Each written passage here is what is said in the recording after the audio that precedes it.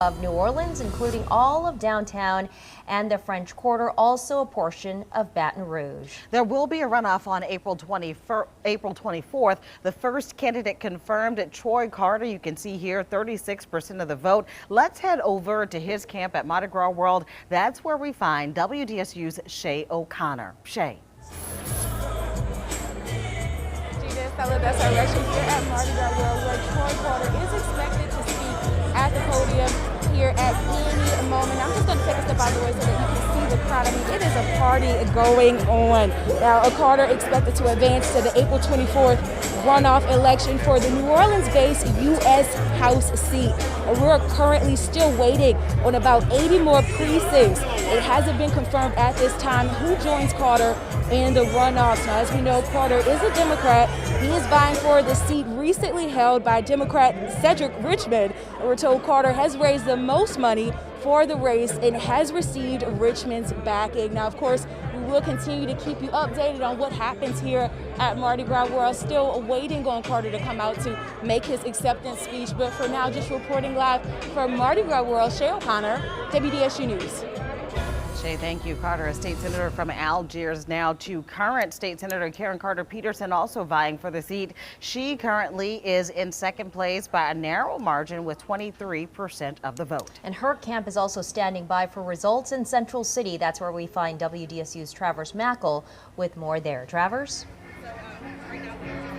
Hey there, Sulla. Karen Carter Peterson just arrived moments ago. She does feel like when the final numbers come in, she's going to be the person that goes to this runoff with her colleague in the Senate, Troy Carter. Now, this is not the first time that Karen Carter Peterson has run for this congressional seat, and it's not the first time that she's heading to the runoff. Back in 2006, right after Hurricane Katrina, it was a crowded field against then Congressman William Jefferson, who was under federal investigation at the time. Karen Carter Peterson got into that runoff and lost back in 2006. She has been a longtime legislator and lawmaker. She says she wants health care reform. She also wants to try to fix the problems that have plagued the metro New Orleans area for the last several years. Once again, she just arrived. She is expecting, her camp is, that when all the numbers come in, she will be the one heading to this runoff with Troy Carter. Like Shay said with Senator Troy Carter, Senator Karen Carter Peterson is expected to come to the podium and talk any minute. We'll hopefully bring that to you. But once again, we should point out, this shouldn't surprise anybody. This district, heavy Democrat, one of the most Democratic districts in the southern United States. It looks like two Democrats are headed to this runoff. No one outside of New Orleans has held this congressional seat going back to the 1940s. And if things hold true, and if it's Karen Carter and Troy, if it's Karen Carter Peterson and Troy Carter, they are both from New Orleans, so that will carry on. But when she starts talking, we'll make sure to bring it to you. Sulla, Gina. All right, Travers, thank you so much for that. Still standing by for the latest results there. And taking a look at the second big race for today, the 5th Congressional District seat. Julia Letlow there has been declared the winner. You can see she has 65% of the votes. Julia Letlow is the widow of Luke Letlow, who won the seat but died about 3 months ago from COVID-19 complications. Let's head over now to Sherman DeSalle, who's live in a meet with the latest there. Sherman?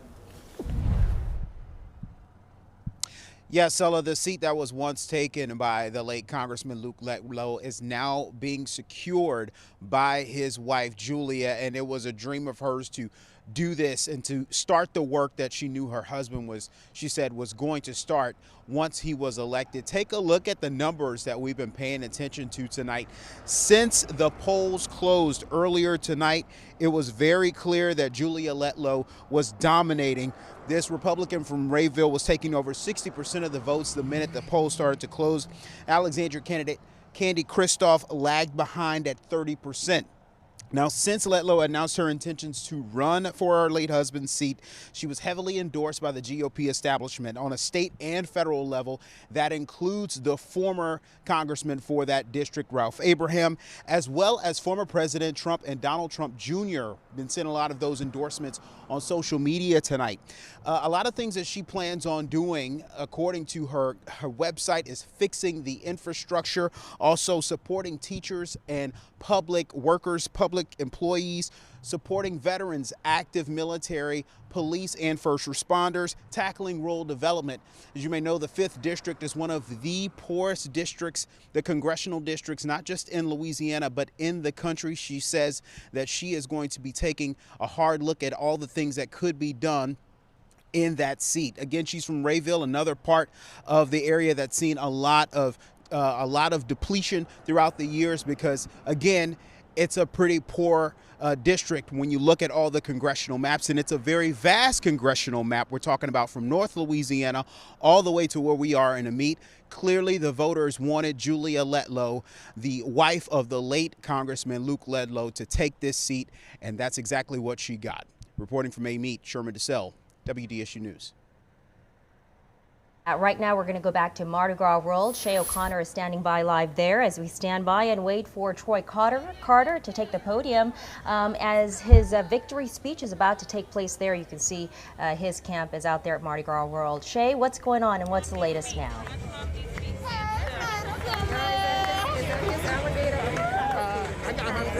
Not sure if Shay can hear us, but you can see Troy Carter actually making his way through the crowd. It is confirmed that he is in a runoff. Unclear who he will be facing on April 24th. But Troy Carter, longtime politician from Algiers. His mom actually taught at my high school. He had a lot of grassroots support in Algiers. A state senator who's been in politics for quite some time. He's making his way to the podium. Let's listen in to what he has to say.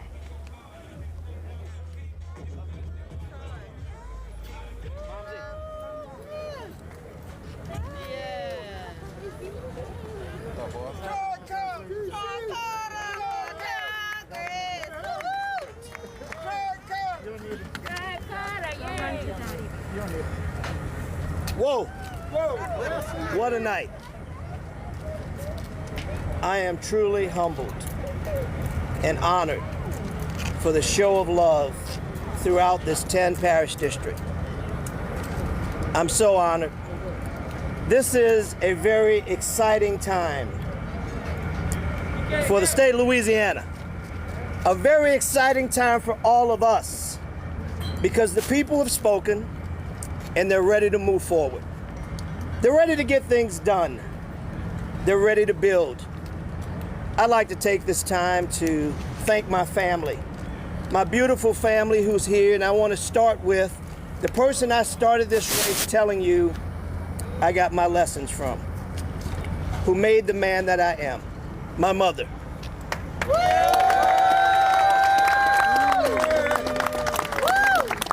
Pastor Eartha Flemings Carter, an amazing woman, a woman who overcame great odds to be who she is. A woman, can you hear me, guys? Yes, yes. A woman who overcame great odds.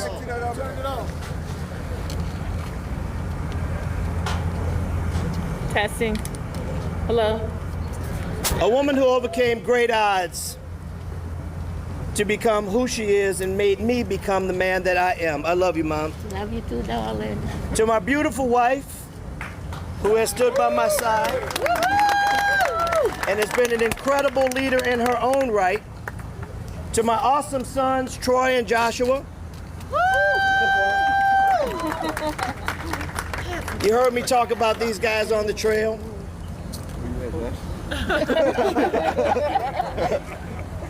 Troy is a junior at Xavier University. Joshua is a freshman at Howard. I'm so proud of my family. I'm so proud of all these people who are standing with me.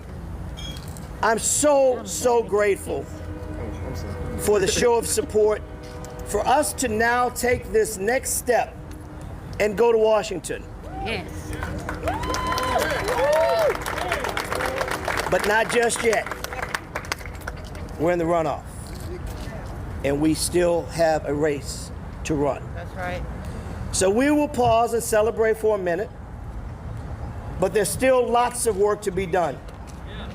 We've had some incredible people working with us in the river parishes. The river parishes showed out tonight. Give them a round of applause. St. John, St. Charles,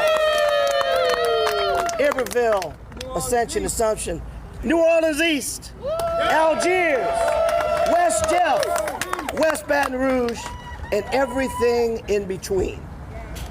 We had a number of really good candidates that ran with their hearts. And while they may not have gotten the numbers to be still in the race, give them a round of applause.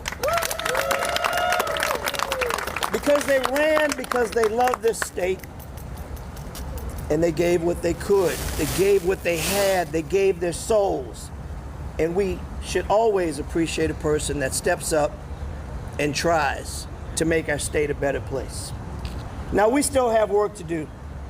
We have to work in the area of criminal justice reform, police accountability. We have to rethink the way we police and protect our communities. We have to make sure that we create an economy that people can truly recover from.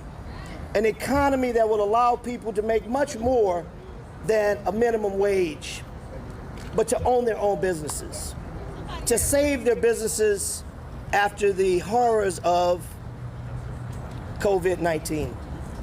We know that people are struggling out there, and they're hoping and believing that we're coming to help them. And let me tell you, Louisiana, let me tell you, 2nd Congressional District, I will wake up every single day to fight for you. Believe that. I will wake up every single day to make sure that we have true environmental reform. Believe that. I will make sure that we wake up every day that our veterans know that we're paying attention to them. I will wake up every day making sure that every single part of our community has COVID vaccinations. Believe that. I will wake up every single day to make sure that no single part of the 2nd Congressional District is left behind. Believe that. You've got to know it.